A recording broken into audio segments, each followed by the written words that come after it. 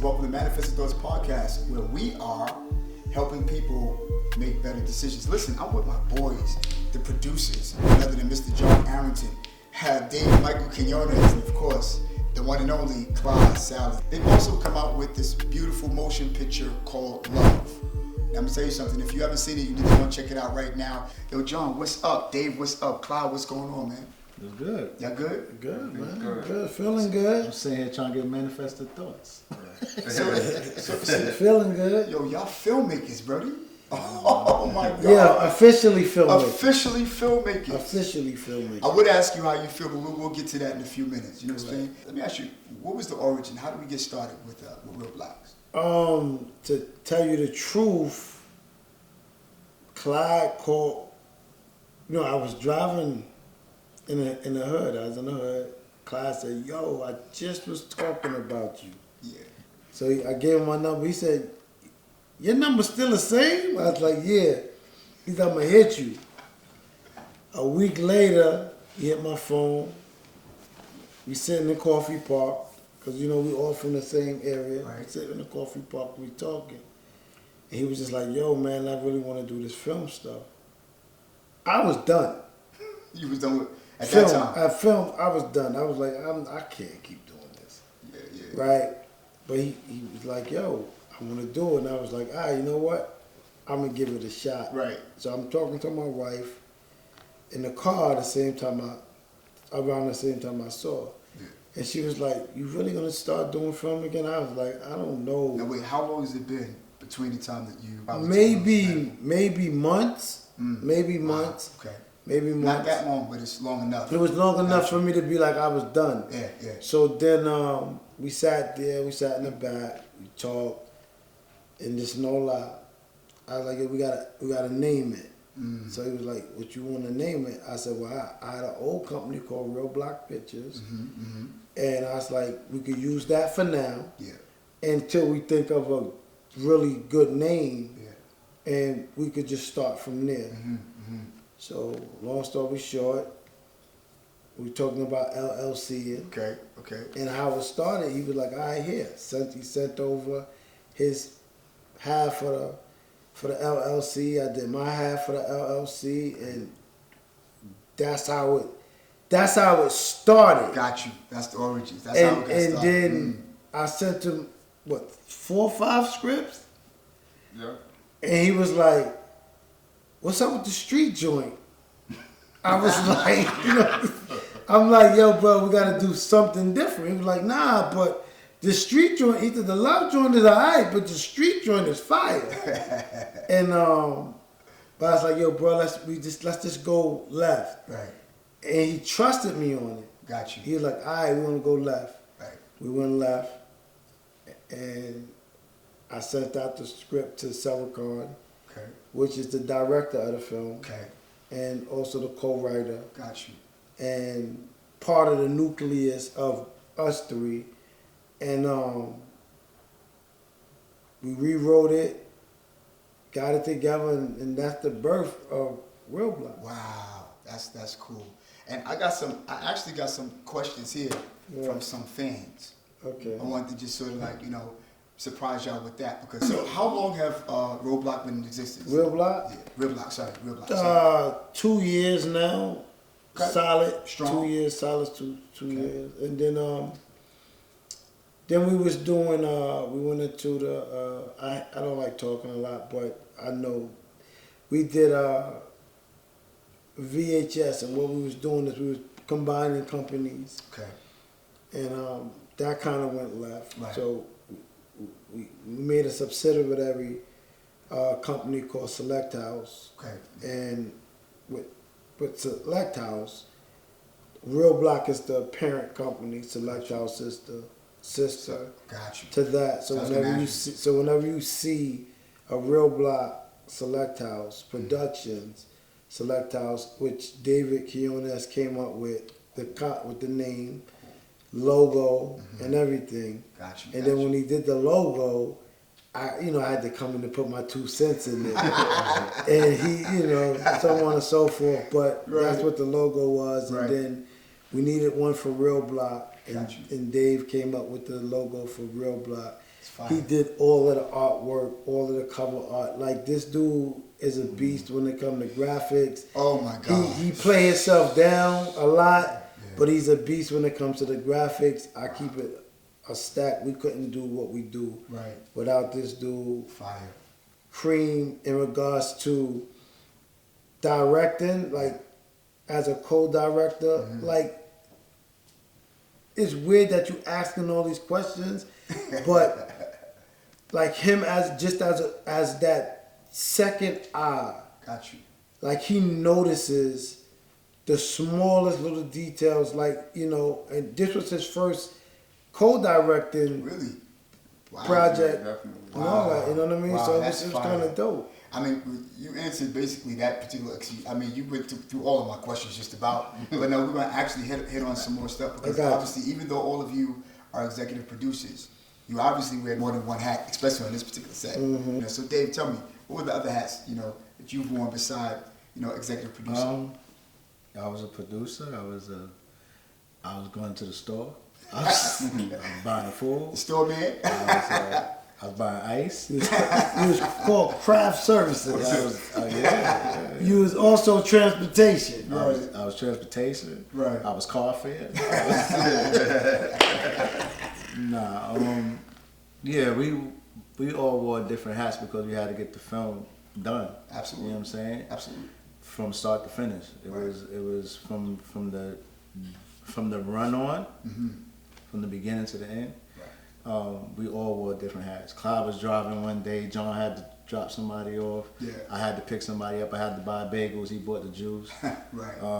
We had to run the set. Teamwork with the dream work. Right. You know? Yeah. So as a producer, I had to make sure that everything was right. Got you. And I'm a perfectionist. Like, I'm my own personal. I kill myself most of the time. Yeah. But I'm just trying to make everything work in cohesiveness. Like, I'm just trying to make it all go. So yeah, that was the hat I wore. I wore. Clyde was telling me what to do. So Clyde, what was your hat like? The truth is, I was like Dave's assistant. I was his assistant producer my first time learning under him. Right. And I was under Saracon. Gotcha. Like learning that under him too. So both of them was like my first time. The only thing I didn't do was touch the camera. Okay. John wasn't playing no games. No. He was shooting that. And so that was my point. I'm glad, you know, you brought that point out because, sir, you know, you were the cinematographer. Yeah. You know? Now, first of all, how long have you been shooting? 2005.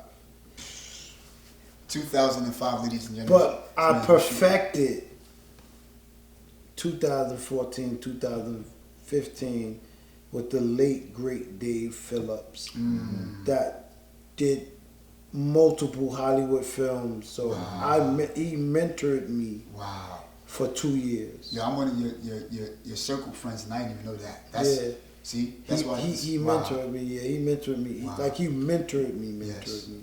So I still, when I'm on set, I hear him going, "No, John Willie, you have to do it like that," because he's called me John Willie. John Willie, yeah. So he was particular when it came to cinematography. Like, he'll argue with you in regards to composition. Why you do it like that? Right. He'll argue with you in regards to composition. So I didn't let nobody touch the camera. Not because I'm selfish, but because of my mentor. Absolutely. He was serious about composition. Wow. You know what I'm saying? So he didn't care so much about the lighting more than he cared about the composition. That is, I never knew that, bro. I'm learning. This is excellent, man. And so what inspired you? I mean, besides, you know, I know he sort of what you're leading, but what inspired you to say, you know what, I want to do that? Was it something that he said? Was it something I used to watch the movie Friday like 99 times, the first one. And when I first realized I wanted to shoot film, I'm watching Friday, and the girl said, "Who you go to the club with last night?" Yeah. You ain't got the lie, Craig. And when she's doing the scene, is a dude sleep in the bed next to her. And I'm going, the first time I watched it, I'm going, I didn't know this dude was sleeping in the bed. So she's sitting there fussing with him about messing with another chick. That's crazy. But she got a whole dude laying next to her. Wow. So I was like, wow. And then I started paying attention to a lot of the detail, but I thought filmmaking was hard. So I didn't try it. And we had a studio on J Street. All right, yeah, okay. And I kept saying to these guys, I want to get into film. And one of our other partners was like, yo, but if you get into film, you won't do music no more. He wasn't lying. You want to put that away, yeah. So after I started doing, I can't make a beat to save my life. And I started making music at 15. At 15. I remember a couple of studios and buildings that Jeff had. Right. You know, West 9th, you know, another one on Fulton Street. Yeah, we had 12th Street. It was 12th Street? 12th Street by Was it West- Pathmark. By right, the old by Pathmark. That was Well, the 1,000. I kept getting that mixed up. That's with the 1,000 West 9th square and foot. 2nd Avenue. I don't know why I kept Then doing I that. had one in Williamsburg on Hope Street. Right. Wow. By the way, we're all Red Hood natives. Brooklyn, New York, right there. And then, yeah. I forgot about that. then I kind of sort of ran Latifah Studio for 2.5 years because Shakim and them gave me the keys, password Right. to the alarms. Yeah. So I would go to, Dumbo too? yeah, That's 10 J Street. 10 J Street, yeah. We went to Latifah. We went to, that was Whitney Houston old studio. Yeah. Wow. And we ended up running that studio 3 years. We went entertainment. Nah, Two years. Two. No, it was 99 to 20. No, Yeah. 99 we were still on 10 J Street. 99 we was on 12th Street. That's when we sold Dutchy Man, Right. early 2000s. Right. And we was in Uncrib from 2000 Right. to 2002 Yeah. when he sold the crib. Yeah. And then we went to Latifah and them because Garfield. he said we're going to Jersey. Right. And we're going to work out a Shakim and them spot. And we had the B room to make beats in, Okay. but we recorded in the A A room. room. Got you. Amazing. That's crazy. It's a powerful story, man. Because I'm gonna tell you, not everybody achieved that at that age. You get what I'm saying? Think about it. We were young, you know. Nah, for sure. Now, although I know that you were, co-writer, with Mr. Sarah-Khan, Right. what inspired you to want to do a love story? Like,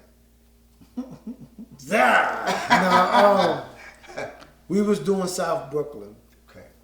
and it was just getting really, really murky. Oh my.